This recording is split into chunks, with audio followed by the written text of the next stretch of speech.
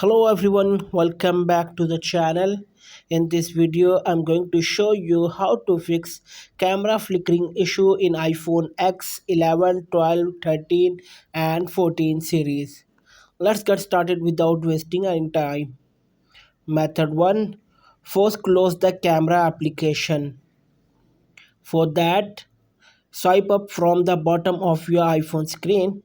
You will see all the apps you have open. Now swipe up on the app you want to force quit. When you are done closing apps, tap the screen to close the app switcher. Method 2 is update your device. For that, go to settings menu on your device. Now find and tap on general. Tap on software update under the general. In this page, if you have any new update, then you have to install it in your iPhone from here. Method 3 is reboot your device.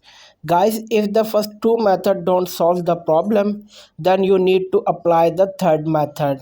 And the third method is to reboot your iPhone. And to reboot, press the volume up button once and quickly release it. Then press the volume down button once and quickly release it. And then press and hold the power button until you see the Apple logo on your screen.